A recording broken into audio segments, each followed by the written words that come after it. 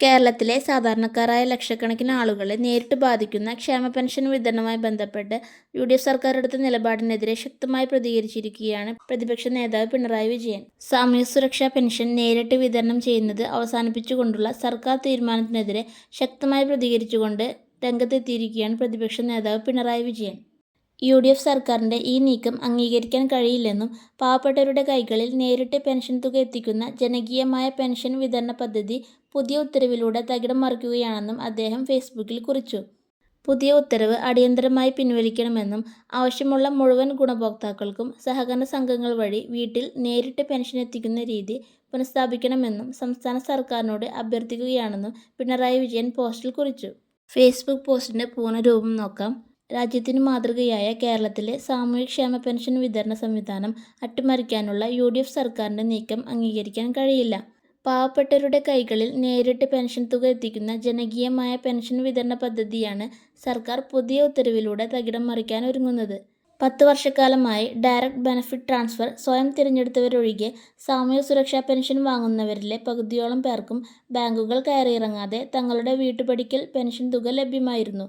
ആ സിസ്റ്റമാണ് യു.ഡി.എഫ് സർക്കാർ നിർവീര്യമാക്കാൻ ശ്രമിക്കുന്നത്. കിടപ്പ് രോഗികൾ ഒഴികെയുള്ള മുഴുവൻ ഗുണഭോക്താക്കൾക്കും പെൻഷൻ വിതരണം DBT വഴി ആധാർ ലിങ്ക് ചെയ്ത ബാങ്ക് അക്കൗണ്ടിലേക്ക് മാത്രമാക്കാനാണ് സർക്കാരിൻ്റെ ഏറ്റവും പുതിയ ഉത്തരവ്. സഹകരണ സംഘങ്ങൾ വഴിയുള്ള വീട്ടുപടിക്കലെ പെൻഷൻ വിതരണം നിർത്തലാക്കാനുള്ള ഈ നീക്കം പതിയെ പെൻഷൻ പദ്ധതി തന്നെ അവസാനിപ്പിക്കാനുള്ള യു.ഡി.എഫ് അജണ്ടയുടെ ആദ്യപടിയാണ്. DBT അല്ലാതെ വാതിൽപ്പടി പെൻഷൻ വാങ്ങുന്നവർ ബാങ്കിംഗ് സേവന മേഖലയ്ക്ക് പുറത്തുള്ളവരാണ്. ഇവരിൽ ബഹുഭൂരിപക്ഷവും അടിസ്ഥാന വിഭാഗത്തിൽ നിന്നുള്ളവരും ആരോഗ്യ പ്രശ്നങ്ങൾ നേരിടുന്നവരുമാണ്. സമൂഹത്തിൻ്റെ കരുതൽ വേണ്ടതായിട്ടുള്ള ഇവർക്കെല്ലാം തന്നെ വലിയ തിരിച്ചടിയാണ് പുതിയ ഉത്തരവ്. സാമൂഹ്യ സുരക്ഷാ പെൻഷൻ അവകാശമല്ലെന്നും സർക്കാരിൻ്റെ ഔദാര്യമാണെന്നുമുള്ള വികല വലതുപക്ഷ നയത്തിൻ്റെ പ്രതിഫലനമാണ് യു.ഡി.എഫ് സർക്കാരിൻ്റെ പുതിയ ഉത്തരവെന്നും വ്യക്തമാണ്. തൊടു സാങ്കേതിക ന്യായങ്ങൾക്കൊപ്പം DBT സംബന്ധിച്ച കേന്ദ്ര നിർദ്ദേശങ്ങൾ പാലിക്കപ്പെടാത്തതിനാൽ കേന്ദ്ര സർക്കാർ നൽകുന്ന സാമ്പത്തിക സഹായങ്ങൾ സംസ്ഥാനത്തിന് നഷ്ടപ്പെടുന്ന സാഹചര്യമുണ്ട് എന്ന വാദം കൂടി നിരത്തിയാണ് യു.ഡി.എഫ് സർക്കാർ ഈ നീക്കത്തിന് ന്യായീകരണം ചമയ്ക്കുന്നത്.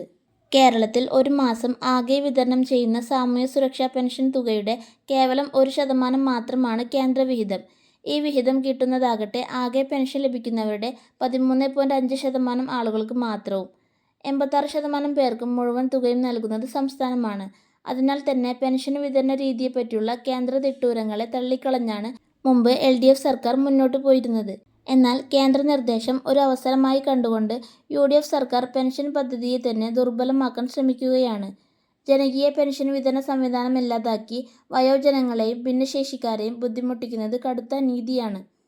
പുതിയ ഉത്തരവ് അടിയന്തരമായി പിൻവലിക്കണമെന്നും ആവശ്യമുള്ള മുഴുവൻ ഗുണഭോക്താക്കൾക്കും സഹകരണ സംഘങ്ങൾ വഴി വീട്ടിൽ നേരിട്ട് പെൻഷൻ എത്തിക്കുന്ന രീതി പുനഃസ്ഥാപിക്കണമെന്നും അദ്ദേഹം സംസ്ഥാന സർക്കാരിനോട് അഭ്യർത്ഥിച്ചു. ക്ഷേമ പെൻഷൻ വിതരണത്തിലെ ഈ പുതിയ മാറ്റത്തെക്കുറിച്ചും സാധാരണക്കാരായ ആളുകളെ ഇതെങ്ങനെ ബാധിക്കുമെന്നതിനെക്കുറിച്ചുമുള്ള നിങ്ങളുടെ അഭിപ്രായങ്ങൾ കമൻറ്റിലൂടെ അറിയിക്കൂ. വീഡിയോ യൂസ്ഫുൾ ആയെങ്കിൽ നിങ്ങളുടെ ഫാമിലി ഫ്രണ്ട്സിന് ഷെയർ ചെയ്യാനും വീഡിയോ ലൈക്ക് ചെയ്യാനും ചാനൽ സബ്സ്ക്രൈബ് ചെയ്യാനും മറക്കല്ലേ. Thank you for watching.